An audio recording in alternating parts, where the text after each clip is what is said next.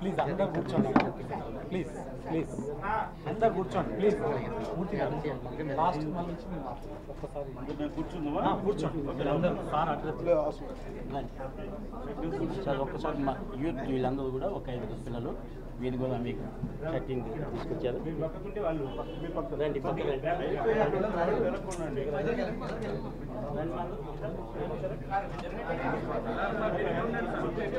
పడదు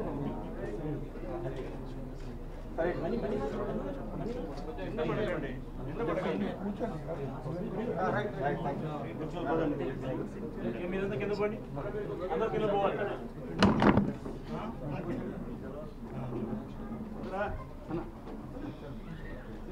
అందరూ కింద మీరు మేడం మీరు కూడా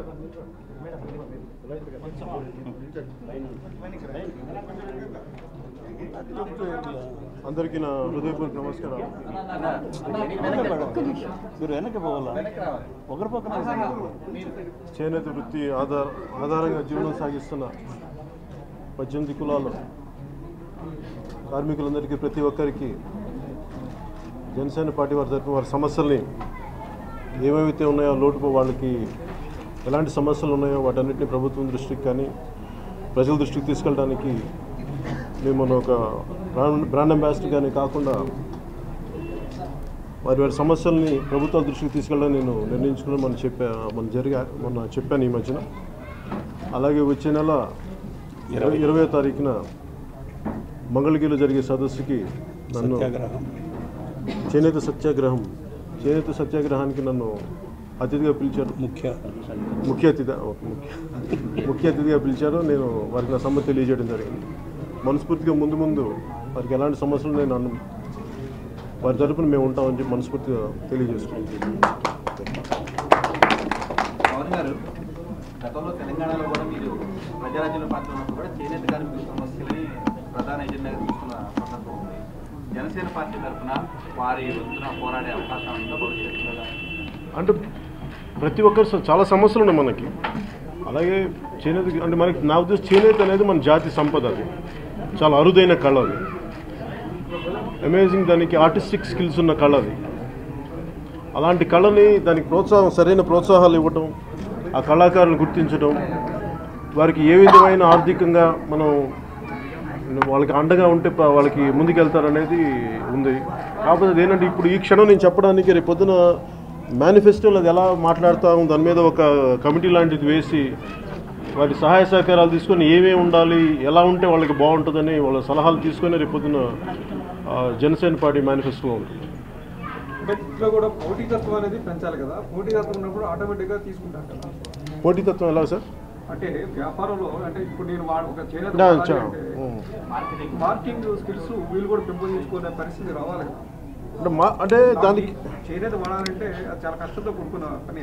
ఖచ్చితంగా అంటే అది ఏమంటుందంటే నాకు చాలా పరిమితమైన అవగాహన ఉంది చేనేత మీద. అంటే నాకు చెయ్యాలని మనసు ఉంది కానీ నాకు చాలా పరిమితమైన అవగాహన ఉంది. దానికి ఆ సంబంధిత వారికి సహాయ సహకారం అందిస్తున్న చాలామంది వ్యక్తులు ఉన్నారు. వాళ్ళందరితో కూర్చొని అలాంటి ఎన్జిఓస్ కానీ లేదంటే అలాంటి అనుభవజ్ఞులతో మాట్లాడి మీరన్న ఏమైతే మాట్లాడారో ఆ పోటీ పరంగా స్కిల్స్ డెవలప్ చేసి మార్కెటింగ్స్ ఒకసారి ఒకళ్ళకి చాలా అమేజింగ్ స్కిల్స్ ఉన్నాయి కానీ దాన్ని ఎలా ముందుకు తీసుకెళ్లాలో తెలీదు. అలాగే ఫ్యూచర్లో మిగతా వాటితో అర్బన్ ఏరియాస్లో కంపీట్ చేయాలన్నా ముందుకు ఎలా తీసుకెళ్లాలని వీటన్నిటికీ ఎలా కావాలనేది ఆ సంబంధిత వ్యక్తులతో కూర్చొని నేను ఒక అవగాహనకి రాగలను. కానీ ఈ ప్రెస్ మీట్లో నాకు చెప్పడానికి నాకు చాలా పరిమితమైన అవగాహన ఉంది దీని మీద. మార్కెటింగ్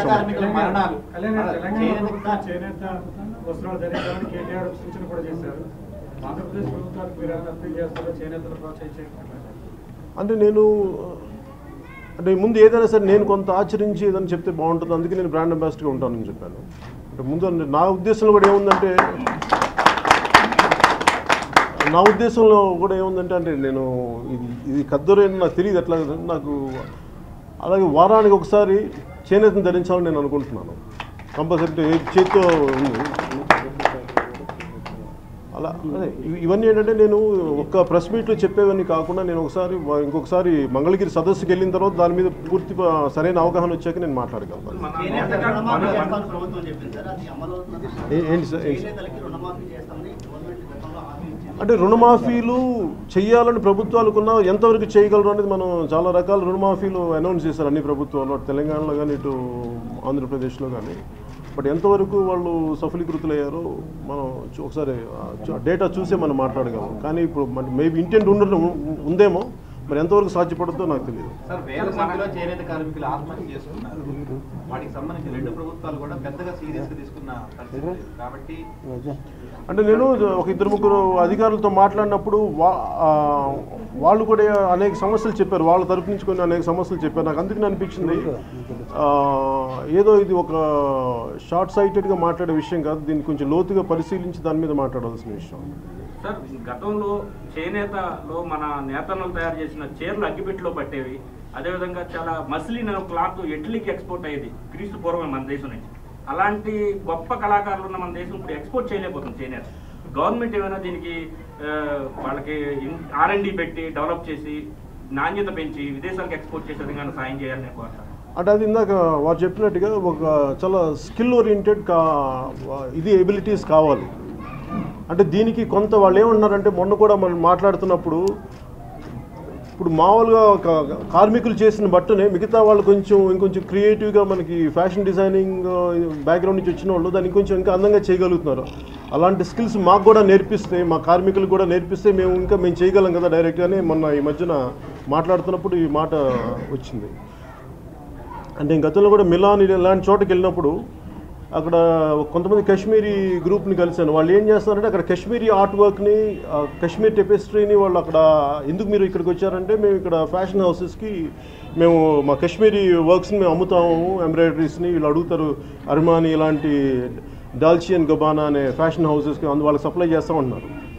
అలాగే మనకి అంత గొప్ప స్కిల్ ఉన్నది మన అగ్గిపెట్టెలో ఇమిడిపోయేంత చీరలు చేయగలిగేంత కెపాసిటీ ఉండి దాన్ని మనం ఎందుకు తీసుకెళ్ళలేకపోతున్నాం, వాళ్ళకి ఎలాంటి అవగాహన, మనకి ఏమేమి లోపాలు ఉన్నాయి, దాంట్లో ఎలా సరిదిద్దుకోవాలి, ఎలా ముందుకు తీసుకెళ్లాలనేది నిజంగా ఇంటర్నేషనల్ ఫ్యాషన్ హౌస్కి ఎలా తీసుకెళ్లాలనేది ఒక సమిష్టిగా కూర్చొని అందరి సహాయ సహకారాలతో తీసుకెళ్ళగలిగారు. సో దాని దృష్టిలో జనసేన ఆలోచిస్తుంది.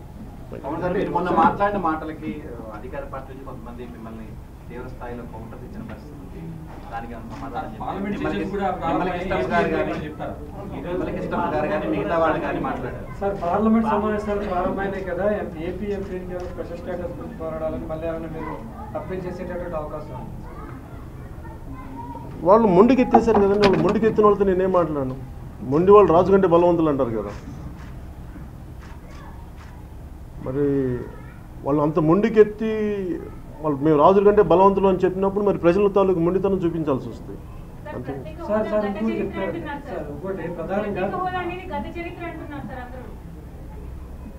అంటే మీరు ఒక మాట ఇచ్చి అంటే నా ఉద్దేశం ఎట్లా ఉందంటే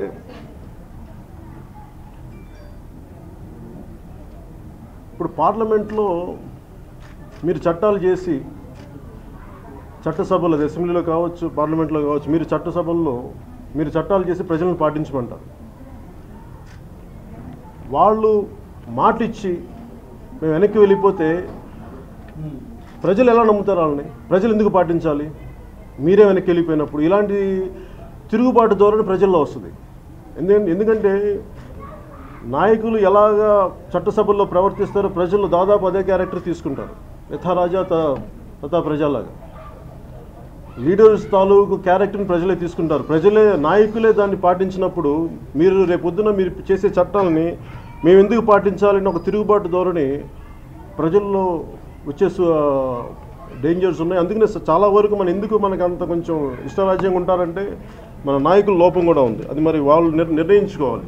సార్ దక్షిణ ప్రాంతం ఉత్తర ప్రాంతం అనేది ప్రాంతాల మధ్య విద్వేషాలు రెచ్చగొట్టడానికే మీరు ఈ ఆరోపణలు చేస్తున్నారనేది ప్రధానంగా బీజేపీ చెప్తున్నటువంటి వారు.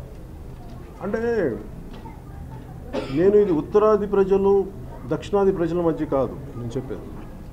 ఒకవేళ దానికంటే ముందు నేను చెప్పదలుచుకుంది వాళ్ళ మతాల ఆధారంగా విభజిస్తే పర్లేదా?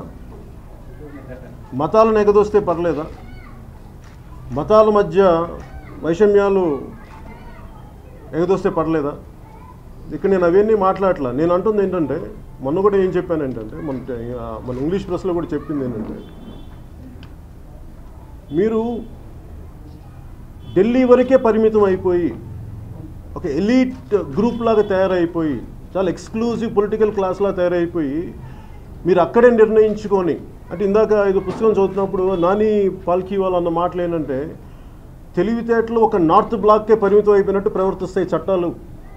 ఈ చట్టాలను తయారు చేసే వాళ్ళందరూ తెలివితేటలు ఇంక బయట ఎవరికి లేవు, కేవలం చట్టసభ ఆ నార్త్ బ్లాక్లో ఉన్న ఒక్కళ్ళకే ఉంటాయని చెప్పి నాని పాల్కీవాల్ ఈ మాట అన్నారు. అంటే లేదంటే మీరు ఒక సమస్యని మీరు ఒక చట్టాన్ని తీసుకొచ్చేటప్పుడు చాలా సమస్యలు ఉంటాయి. అలాగే మీరు రాష్ట్రాన్ని విడగొట్టేసేటప్పుడు నేను మొన్న కూడా అంటుంది ఏంటంటే మీరు 17 సంవత్సరాల నుంచి 12 గంటల్లో తేల్చేశారు.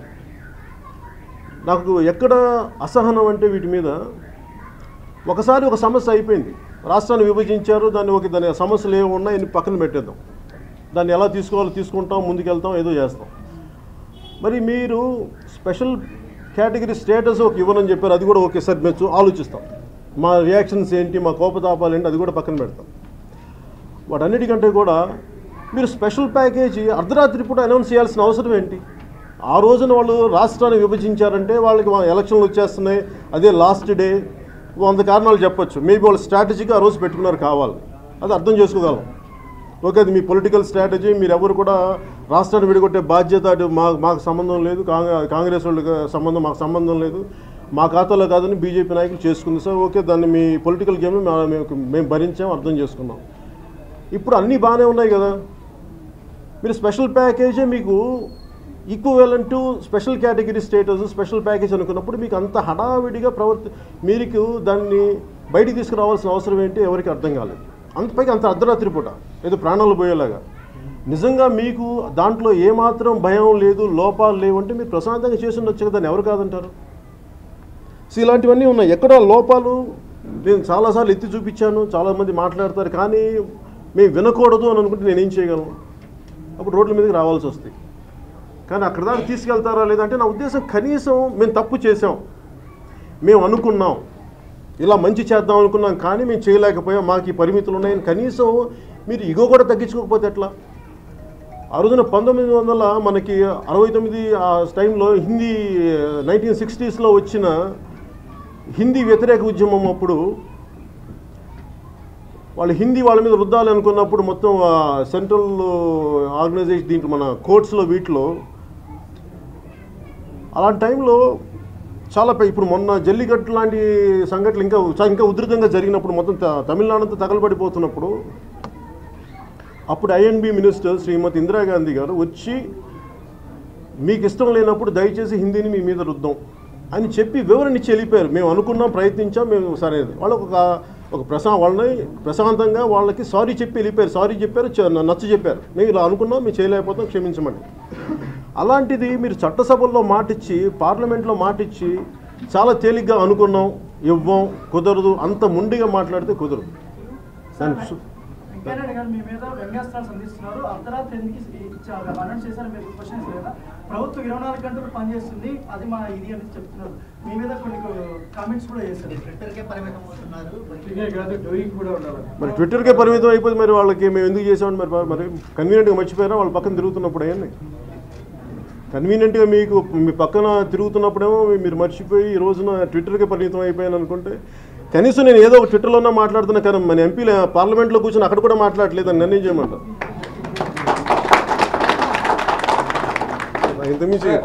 సార్ 26 మీరు నిరసన దీక్షకి పిలుపునిచ్చే టైంలో కొన్ని పాటలు విడుదల చేశారు, ఆ పాటలకి వివరణ కూడా ఇచ్చారు. అవును సార్. దానికి ఒకటి ఏంటంటే, ఒకటి రామాయణం కోసం ఇచ్చేసినప్పుడు జరిగిన హత్యలు, గోద్రా కారణాలు, అమానుషంగా సజీవ దహనాలు, వీటి గురించి చెప్పారు. అటువంటి పార్టీతో మీరు ఎట్లా మరలా మీరు పొత్తు పెట్టుకోగలిగారు? వాళ్ళ తరఫున ఎట్లా ఓటేయమని అడగగలిగారు? అది మీకు అమానుషం అనిపించలేదా? ఇప్పుడు ఉన్న పార్టీలు కాంగ్రెస్ కానీ మీరు అలా తీసుకుంటే సార్ అందరూ అమానుషమే. కాంగ్రెస్ తీసుకుంటే సిక్కులు ఊచకోతుంది, అది నాయకులు చేసింది కాదు కదా, ప్రజలు, ఆ సమూహంలో నాయకులు ఆ రోజు ప్రభుత్వాలు వారి ఉన్నాయి, వారి ఆధ్వర్యంలో జరిగినాయి. వీటన్నిటికంటే నేను అనేది ప్రభుత్వాలు వారివి, ఆ టైంలో గొడవలు జరిగినాయి. నేను దాన్ని అంతే చూస్తున్నాను. నిజంగా ఒక పరిపూర్ణమైన ప్యూరిటానికల్ సొసైటీ కావాలంటే ఈరోజు ఎక్కడుంది? ఉన్న వాటితో ఇది మనకు దొరికింది, దీన్ని మనం సరి చేసుకుంటాము, మనం కరెక్ట్ చేసుకుంటాము, దీంతో వెళ్ళాలి. ఇవన్నీ నేను తెలియక కాదు, మనకి ఉన్న చాయిస్లో ఇదే చాయిస్ ఉంది. కాంగ్రెస్ తోటి ముందుకు వెళ్ళలేము. నేను ఆ రోజున బీజేపీకి ఎందుకు మనస్ఫూర్తిగా మద్దతు పలికానంటే, ఎప్పుడైనా మనుషులు ఎప్పుడైనా సరే సరిదిద్దుకునే అవకాశాలు ఉంటాయి అనుకుంటాను. నేను ఎప్పుడు సరిదిద్దుకునే అవకాశం లేనప్పుడు సమాజం ముందుకు వెళ్ళదు. ఎందుకంటే బందిపోటుగా ఉన్న చనిపోయి పులందేవి గారిని పార్లమెంట్ దాకా మనం తీసుకెళ్ళగలిగినప్పుడు, అలాగే వినోబా భావే లాంటి వాళ్ళు మల్కన్ సింగ్ని ఆయనకి ఆయుధం వదిలేసి సరెండర్ అయిపోయినప్పుడు ఆ క్షమాగుణం అనేది మన దేశంలో ఉంది. అర్థం చేసుకోవటం అనేది మనకి తిరిగి కక్ష సాధింపు చర్యలు చేస్తే ముందుకెళ్ళే సమాజం. వీటన్నిటిని ఇలాంటి పెద్దలు చెప్పిన ఇవన్నీ ఆలోచనలు పెట్టుకొని అటు 2 రాష్ట్రాలకు విడిపోయిన 2 ప్రాంతాలకి న్యాయం జరగాలంటే ఒక బలమైన, నేను ఆ రోజు కూడా చెప్పాను, ఒక బలమైన నాయకుడు కావాలి ఈ దేశానికి, దానికి నరేంద్ర మోదీ గారు ఉన్నారు అని చెప్పి అన్నీ ఆలోచించి నేను ఆ రోజు చెప్పాను. అలాగే ఆ రోజు నేను ఓటేయమని చెప్పినప్పుడు కూడా మీరు ఒకసారి వెనక్కి తిరిగి అక్కడ ప్రచార సభల్లో చూసుకుంటే నేను అందరికీ ఒకటే చెప్పాను, ఈరోజు నేను అందరికీ ఓటేయమని అడుగుతున్నాను. రేపు పొద్దున వీళ్ళు వెనక్కి వెళ్ళిన పక్షంలో నేను ఖచ్చితంగా మీ ముందుకు వచ్చి ఇలాగే నిలదీస్తానని చెప్పాను. నేను అదే మాట మీద ఉన్నాను, నేను అదే పని చేస్తున్నాను. ఇప్పుడు సార్ వాళ్ళు మారారని మీరు ఏమైనా భావిస్తున్నారా? వాళ్ళు మారారా లేదా అనేది నాది వాళ్ళ యాక్షన్స్ ద్వారానే తెలియాలి సార్. మరి వాళ్ళ యాక్షన్స్ ఏమో మేము వాళ్ళ స్పెషల్ కేటగిరీ స్టేటస్ ఇస్తామని చెప్పారు. మరి వాళ్ళే అంత చాలా చాలా బలంగా వాదించారు ఇది కావాలని. ఇప్పుడు మాకు కూడా ఎలా తెలుస్తుంది? స్పెషల్ కేటగిరీ స్టేటస్కి మించింది ఇంకొకటి లేదు అని చెప్పి ఆ రోజు మీరు బలంగా అందరూ కొన్ని సంవత్సరాలు వాదించబట్టే కదా మేము ఈరోజు ప్రజలందరూ అనుకున్నారు. మీరు స్పెషల్ ప్యాకేజ్ ఒకటి ఉంటే సరిపోద్ది అని చెప్పినప్పుడు ఇంత దూరం రాదు కదా. సో మీరు కన్వీనియంట్గా ఓట్లు అడగడానికి వచ్చినప్పుడు విడదీసేటప్పుడు ఒకలాగా మాట్లాడి మళ్ళీ అధికారంలోకి వచ్చినాక ఇంకోలా మాట్లాడితే ప్రజలకు ప్రభుత్వాల మీద నమ్మకం పోతుంది. జనసేన పార్టీతో కలిసి ప్రజా ఉద్యమాలు చేయబోతామని నిన్న ప్రకటించారు.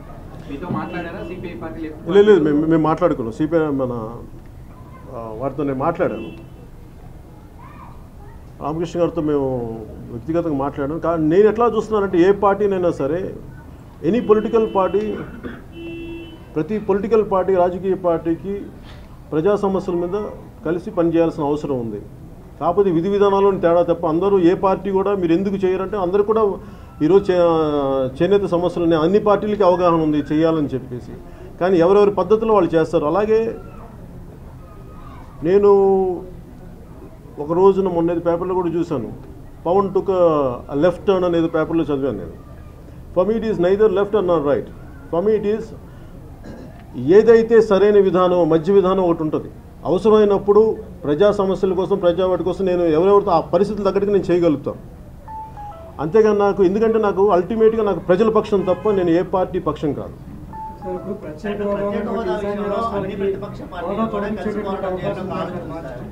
హోదా విషయంలో అన్ని పార్టీలు కలిసి పోరాటం చేయాలనేది అన్ని పార్టీలు చెప్తుంది, కానీ ఏ పార్టీ ముందుకు రావట్లేదు. మీరేమన్నా అన్నింటినీ కోఆర్డినేట్ చేసి ముందుకు తీసుకెళ్ళి అంటే నేను అన్నింటినీ ముందుకు తీసుకెళ్దామంటే నాకు అంత అనుభవం లేదు. ఎందుకంటే నేను అంత నాకు ఉన్నది చాలా తక్కువ అనుభవం, కానీ అనుభవజ్ఞులు చాలా మంది ఉన్నారు. వాళ్ళు ముందుకు వస్తే నేను దాన్ని బట్టి ఆలోచిస్తాను. వైసీపీ జగన్ కూడా మనం మాట చెప్పారు, అన్ని రాజకీయ పార్టీలు కలిసి పోరాటం చేయాల్సిన అవసరం ఉంది ఈ విషయంలో. మీకు అట్లాంటి ఆలోచన ఉందా? వాళ్ళు ముందుకు వస్తే వైసీపీతో కలిసి పనిచేసే వైసీపీ ఏ పార్టీ అయినా సరే ఫర్ మీ నాకు వ్యక్తిగతంగా నాకు ఎవరితోటి నాకు శత్రుత్వం లేదు. నేను ప్రతిసారి అదే చెప్తాను, నాకు వ్యక్తిగతంగా ఎవరితో చేయడానికి నాకు విముఖత లేదు. నాకు ఎవరితో చేయగలను, కానీ ఆ చిత్తశుద్ధితో చేయాలి. నా అలాంటి వాళ్ళతో చేయడానికి సిద్ధంగా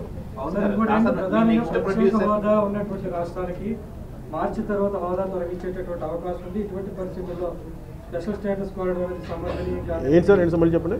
ప్రత్యేక హోదా ఉన్నటువంటి రాష్ట్రాలు ఏవైతేనో ఆ హోదాని మార్చి తర్వాత తొలగించేటటువంటి అవకాశం ఉంది. ఇటువంటి పరిస్థితుల్లో హోదా గురించి వాళ్ళు ప్రత్యేక హోదా అని చెప్పి బెనిఫిట్స్ ఒకటి ఉంటాయి, ఒక లిస్ట్ ఆఫ్ బెనిఫిట్స్. ఆ పేరు మార్చారు కానీ ఆ బెనిఫిట్స్ యాజ్ ఇట్ ఈస్గా కంటిన్యూ అవుతున్నాయి. ఎందుకంటే మనం ఢిల్లీ వెళ్ళినప్పుడు కూడా ఆ పేపర్ చూస్తున్నప్పుడు నాకు ఆయన చెప్పారు, మాకు చూడండి మొత్తం లిస్ట్ అని. జస్ట్ పేరు మార్చారు కానీ ఆ స్పెషల్ హోదా కింద ఏవైతే బెనిఫిట్స్ ఉంటాయో అదే బెనిఫిట్స్ కంటిన్యూ అవుతున్నాయి. అది కావాలంటే మీరు రికార్డ్స్లో చెక్ చేసుకోవచ్చు, మీకు దొరుకుతుంది. లేదు, నాకు పొద్దున్నే తెలిసింది నాకు, అందుకే నేను చూడటాక అంటే ఇంకా నేను మనం స్టార్ట్ చేసి నాకు అవగా ఇంకా సరిపోవట్లేదు చేసే కొద్ది, అందుకని నాకు ఇంకొంచెం టైం తీసుకొని చేస్తాను. Thank you sir. కళ్యాణ్ గారు మీరు మాట్లాడతారు, మీరు ఉంటే మాట్లాడతారు. మీరు మాట్లాడతారు.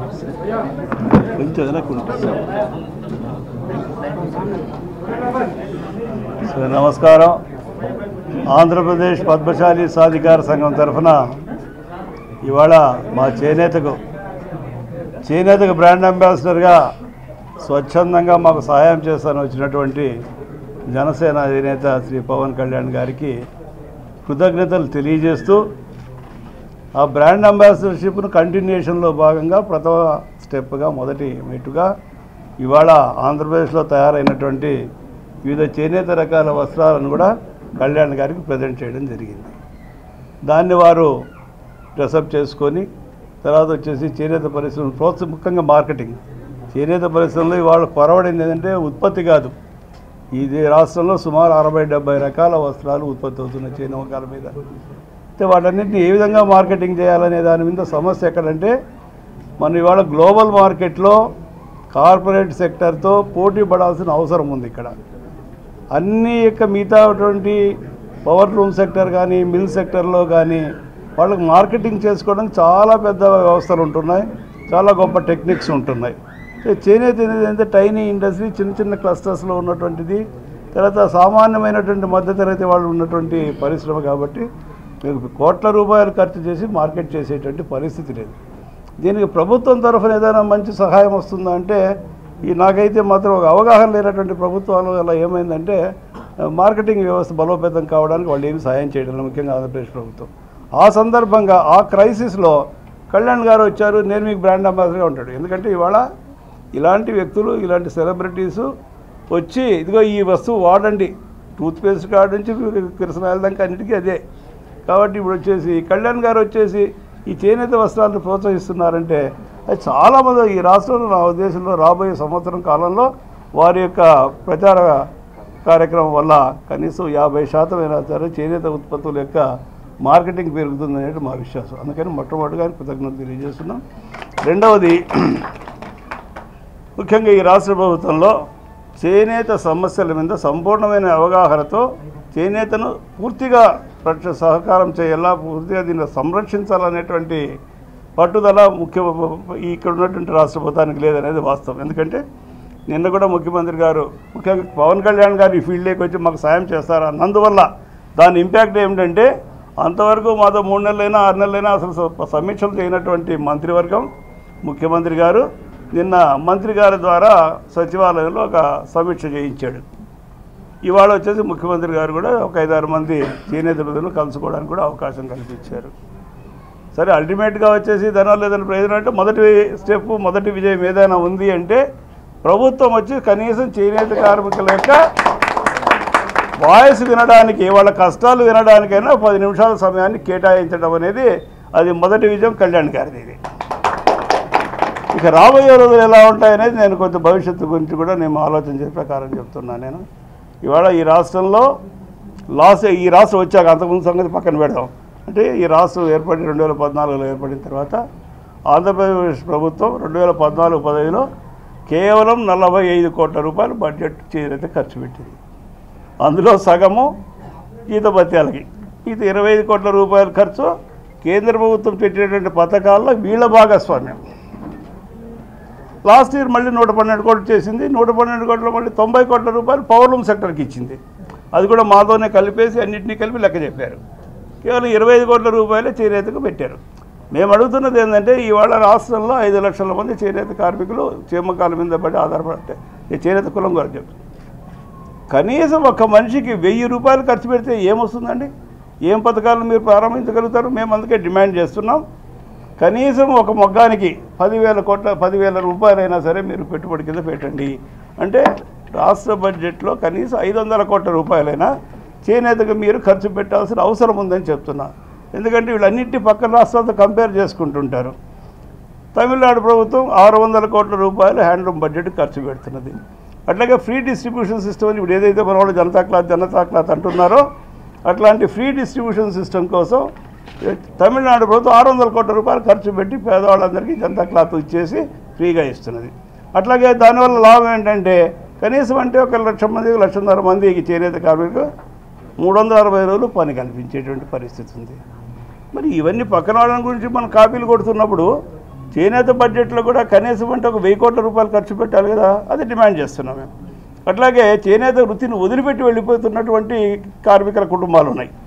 వాళ్ళు వేరే ఆధారం లేదు, వాళ్ళకి ఈ వృత్తిలో బతకలేరు, బయట వృత్తిలో ముందెక్కుకు రాలేరు. మేమేం అడుగుతున్నాము, అరే ఒక రిహాబిలిటేషన్ ప్యాకేజ్ ఇవ్వండి, మీరు అందరికీ నిర్వాసితులందరికీ రిహాబిలిటేషన్ ప్యాకేజ్ ఇస్తున్నారు, వాళ్ళు 10 రూపాయలు ఖర్చు పెడుతున్నారు, బయటికి పోయి బాగుపడండి.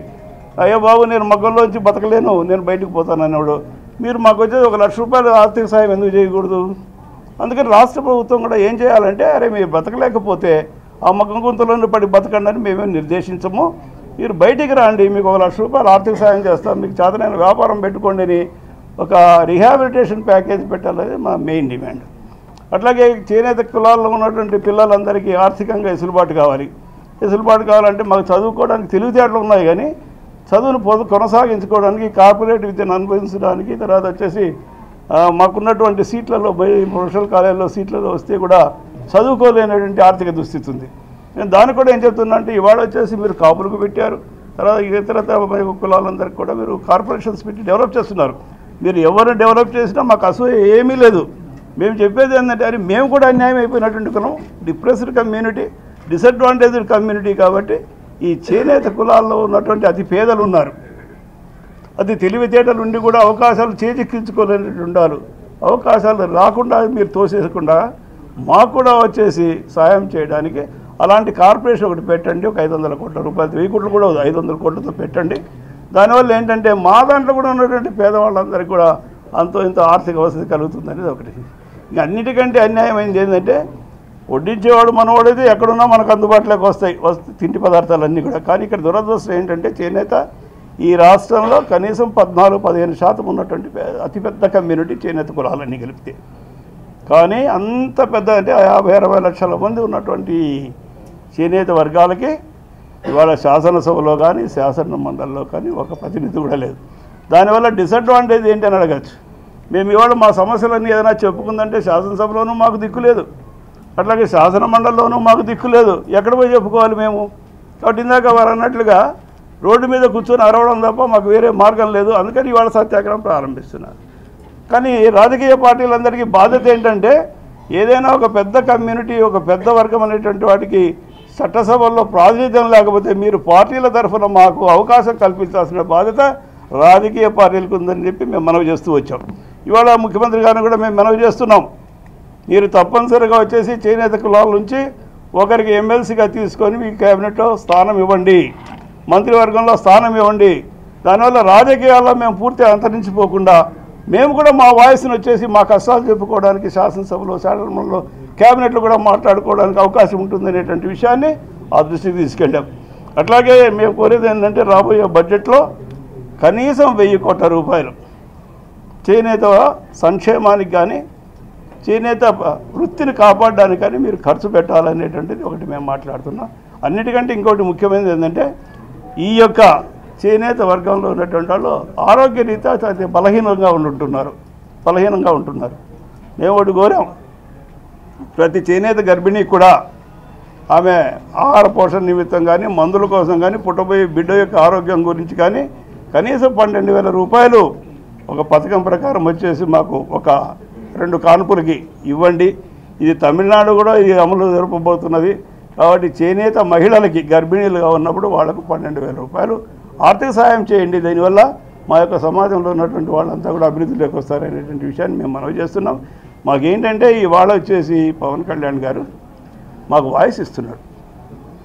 ఆయన చెప్పిన మాటలకు వచ్చేసి దేశంలో, సమాజంలో చాలా విలువ ఉంటున్నది.